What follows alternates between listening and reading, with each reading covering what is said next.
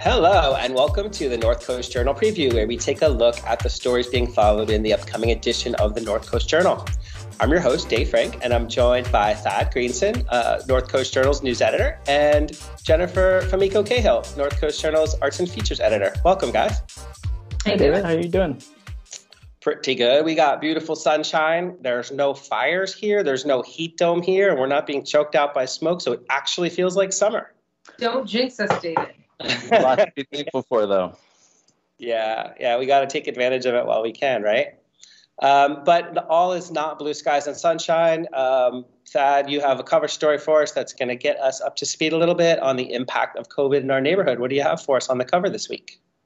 Yeah, well, the cover story this week is actually a wonderful piece by Iridian Caceres, our staff writer, about efforts to reach the Latinx community locally with the COVID vaccine, and to kind of make sure that their vaccination rates come kind of further in line with those of the rest of the county. But I think what you're referring to is an upfront news story I had this week, kind of updating COVID conditions in the county, which are not great. Right. Which is probably a bit of an understatement. But I think as folks who have been following it lately have noticed, we have had, not just quite a case spike, but also kind of a spike in hospitalizations and the all-telling kind of test positivity rate, which is the rate of local COVID tests that come back positive for the virus. And our numbers have grown pretty alarming.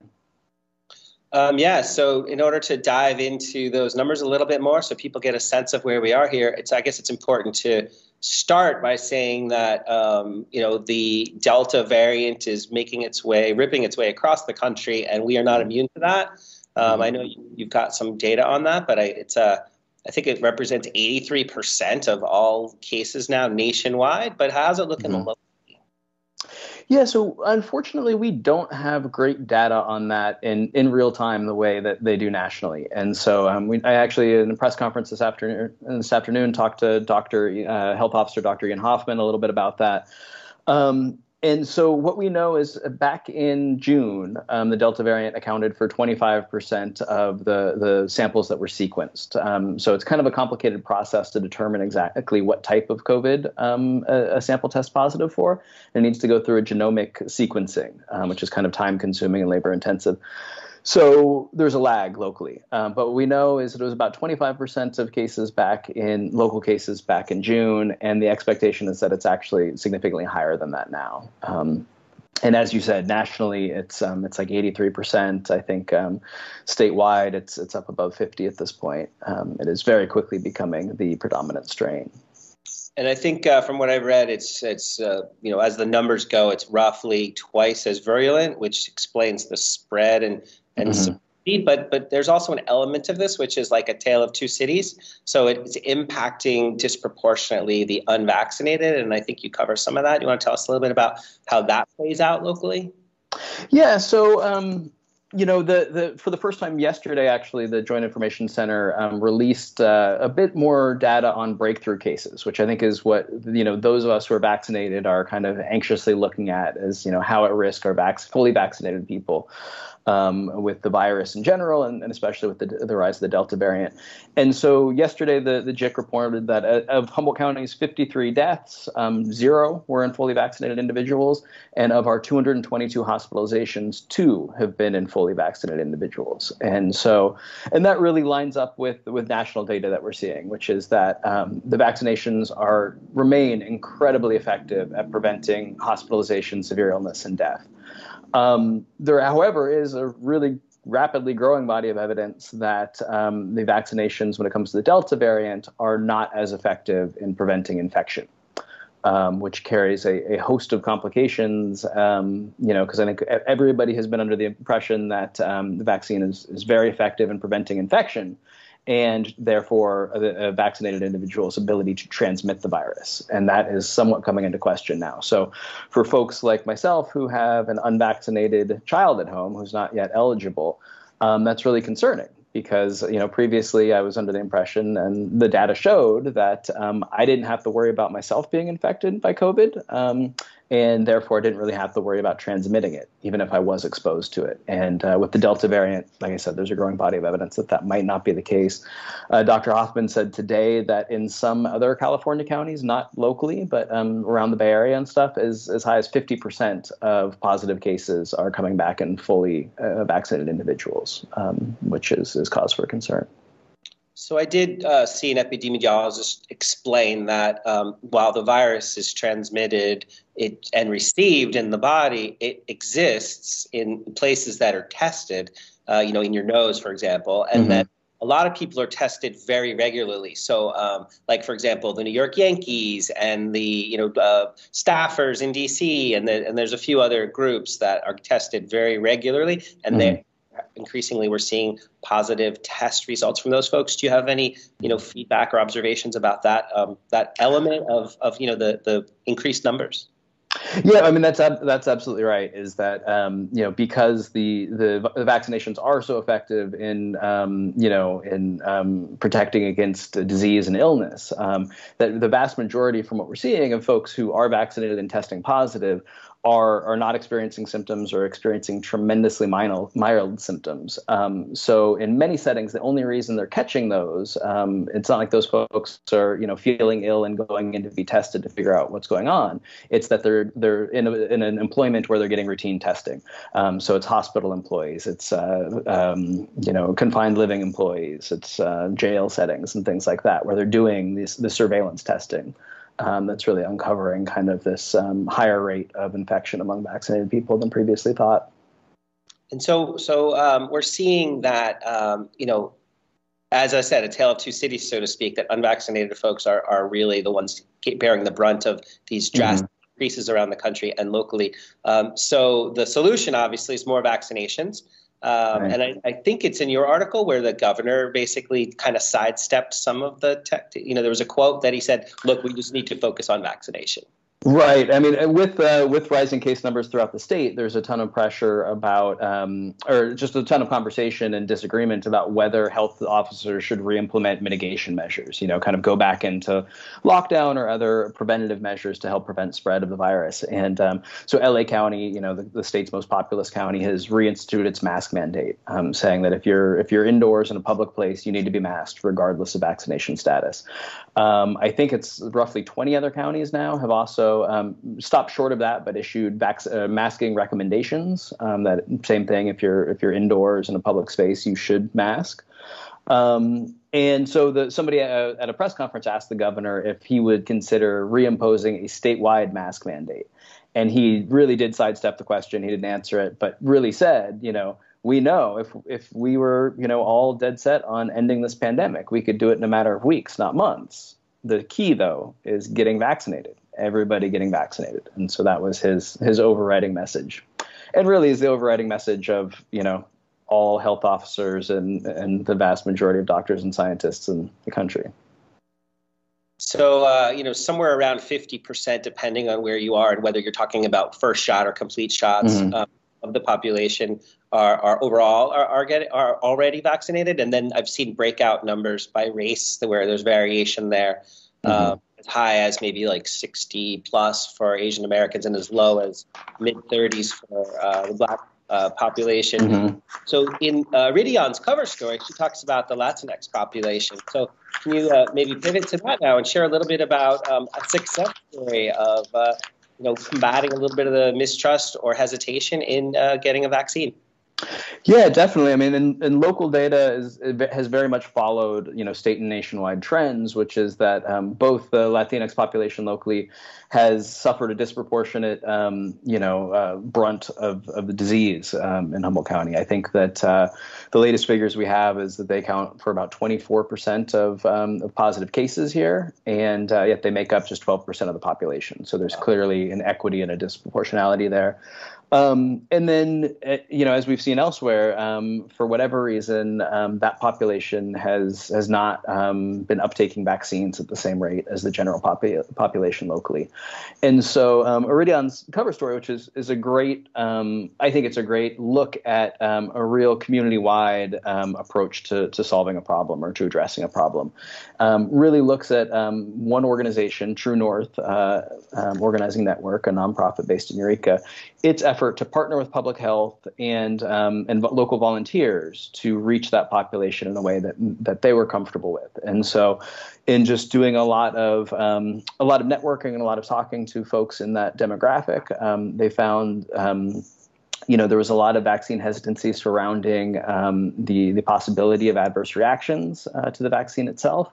And then a lot of language barriers of just, Spanish-speaking folks being able to talk to somebody directly in their own language about their concerns.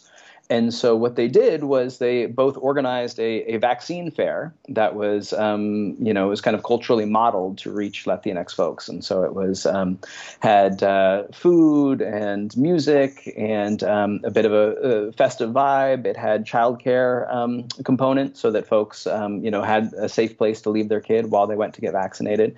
And it had a host of Spanish-speaking providers there to answer questions that came up. And then when they advertised this, they put Spanish language flyers up in a variety of community institutions, from markets to healthcare providers to schools, and they included phone numbers of volunteers. And so these aren't, this isn't calling the JIC to, talk to some nameless person. This is, one of the volunteers is Johanna Castillo. And so she put her cell phone number on these flyers. And it was like, if you have questions, call me. And so Johanna has a really tragic and a really inspiring story at the same time. And she has lost 4 people really close to her to COVID over the last year. And that's, part of what inspired her to get vaccinated and her family to get vaccinated. And then just speaking to people in her community, she noticed there was this reticence and so wanted to help out and began volunteering with True North. And she said, she told Iridion that really her approach when people called was just to tell them her story, just to tell them why she felt the vaccine was safe, why she felt it was imperative to get it, why she wanted her fellow community members to get it, and what her experience was actually getting the shot and how she felt afterwards. And, she said that was really successful and just kind of breaking down those little barriers that got people to, sign up for the clinic or to come into the clinic and get vaccinated.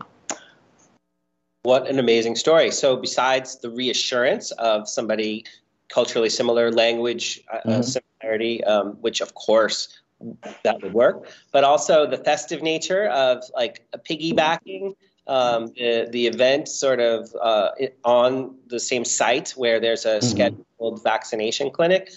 So there, it sounds like there was some metrics in there that it was successful, and they're going to repeat this, right? They have a plan to continue this forward?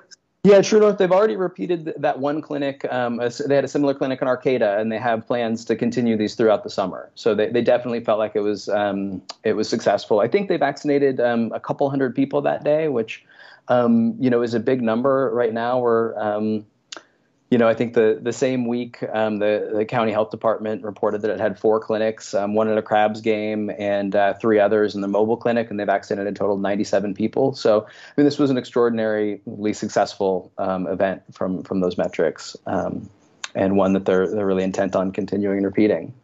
And you, just to kind of point folks in the direction, if they want to know more about this, you published a list of the next set of clinics, but also the outreach. And if I recall correctly, it's like myturn.com. Is that what it is, the website to get yourself in line? Yeah, myturn.com and vaccines. Is it .gov? Is it .gov? Is it like .gov? Let me check real quick. Vaccines.gov or myturn.ca.gov. Thanks, Jen. My bad. Yeah, thank you. But yeah, so you can go down there and sign up, or you can pick up this week's North Coast Journal. It has a schedule of the next, I think, 7 days of vaccine clinics. They're also welcoming walk-ins. So if you're not sure if you can make it, but you just find yourself near one of these locations, just show up and you can get your shot. The last thing I'd want to add is, which was in Iridion's cover story too, is Employers locally have a big hand to play in helping their employees get vaccinated. And one of the things that health officials have repeatedly said is a barrier is both employees being able to get paid time away from work to physically go to a clinic and get the shot. And then also having some assurance that if they do suffer an adverse reaction, if they're feeling, experiencing flu-like symptoms the next day, they can get paid leave from work. And so if you're an employer in Humboldt County, Health Officer Ian Hoffman has kind of implored you to make these benefits available to employees to ensure that they, aren't risking, their financial health for their physical health. Fantastic. I did actually see a study where they interviewed folks and said, why are you, for people who say, yes, I do want to get a vaccine, but no, I haven't done it yet. I think that was like the number one reason was I'm afraid to miss work. I'm afraid about losing my job. It might be in jeopardy. I can't afford to miss work. So that's really I think it's important for people to internalize that message that there's a priority here to get people vaccinated. So thanks, Thad. We'll continue to get updates. Thanks, David. Right on. How about you, Jennifer? What's going on the Arts and Features beat this week? Well, I have a sort of a two-headed story this week in our On the Table column about a pair of iconic Humboldt restaurants that are going through changes. For one, are you a fish and chips guy? You are, right? So much so, yes. Okay. So, and this is American fish and chips. I'm sorry. Somewhere Pat Fitton, our theater reviewer, is rending her clothing because she has strong British feelings about fish and chips. But, when people come from out of town or people are visiting and they're like, oh, I want to go get some fish and chips, we usually send them where? Gallagher's, right? We send them to Gallagher's partly because as much as we love fish and chips all over the county, Gallagher's is an iconic location. It's in this old building from 1886 or something. So it's a full, really American, really kind of Victorian Eureka experience. So the other day I'm walking by and there's the empty Gallagher's and a gentleman sweeping up and they're removing all the last of the furniture, and Gallagher's has moved over to the former Shenanigans. You may recall Shenanigans from our previous conversation about Irish pizza.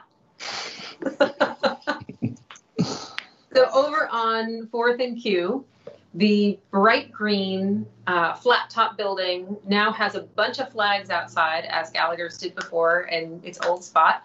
And it's kind of like a ship in a bottle, right? Because they took, in fact, lots of miniature ship models, everything from the giant wooden Clydesdale image that was hanging up, every tchotchke, every single item, with some exceptions. There are a few boxes in owner Kelly Urban's home, all crammed into this space. And I was saying before we started, it's like the TARDIS. It is bigger on the inside. And it's all in there. And that place went full Irish. Wow. If you close your eyes, you hear bagpipes. And all the same food and everything is being cooked in there by largely the same cooks. And, being run and served by the same folks, including Kelly Urban, who informs me that she does everything there. Being a restaurant owner isn't like a lot of other occupations. A hands-on owner-operator is in there as she is doing the books. She washes the napkins, everything. So now it's all crammed in there, but it's the kind of the same Gallagher's experience in a different location. And we talked about a lot of, the reasons for the move and also the real financial hardships of the last 2 years. And that starts from the fires from before COVID. A lot of the foot traffic, or the clientele that came into Gallagher's regularly was international tourists, tourists from Oregon and other counties in California. Lots of out-of-towners came. Lots of construction crews and other groups of people that, for work that in some cases stopped for a long time. There were supply chain issues. She said to me at one point, we couldn't get Coors Light for 3 weeks in America. And I was like, oh my God. But yeah, it's true. The simple things, like she was talking about the difficulty of getting Coca-Cola. which doesn't sound like that big a deal, but have you ever tried to give a Coke lover a Pepsi? Cover your face. But yeah, it's been really hard, and she's managed as what she says is the last, what did she say? The longest running employee, the only original employee from Gallagher's from like 16 years ago. And she's, now the owner of it, and she was not going to let it go down. So she moved it over there. And, it took some doing. Apparently she had to rip out some linoleum and put some new in, and the whole kitchen is redone, but it's weirdly actually a bigger kitchen than Gallagher's used to have. I've never been in the Gallagher's kitchen before, so I pictured something pretty big.